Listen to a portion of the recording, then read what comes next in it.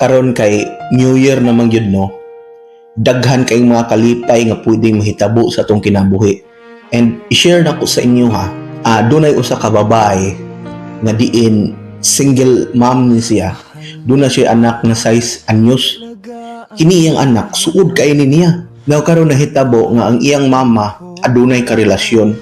Tungod lagi kay panahon sa mga kasadya kalipay, makalimtan na nimo ang privacy sa usa ka tawo.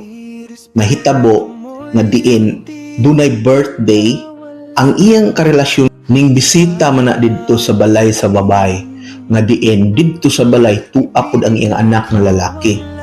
Panahon sa kagabhion magtapad ang inahan ug ang anak tungod kay ilang balay usa ra man ka kwarto.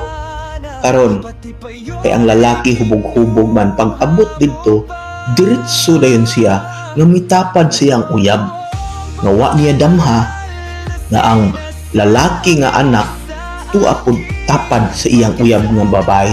Wa man kapunggong ang duha ka binuhat nga diin nagtandog sa ilang kinasingkasing kapag bati, so nag-expect sila nga ang bata natulog na.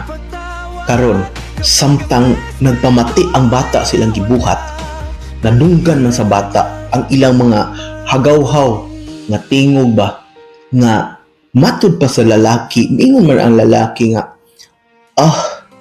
kalami sa imong bukid sa panalangin, nga diin sa imong bukid sa panalangin, tumoy niini naa ang himaya. Andam kung sa kaon ko pinibisag unsa pa kini kalisod. Kay sa ubos na ining maong bukid, naa diri ang tubod sa naughang sapa.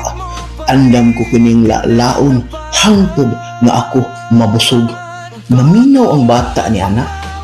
Pero kay wa man mapungi pod sa babae nga samtang nilala og maayo ang lalaki didto sa tubod sa naughang sapa nga diin ang sapa naghinay-hinay na og baha. Wa man mapungi sa babae. Mipagawas usab ang babae siyang hagawhaw nga tingog. Shit! Kalami!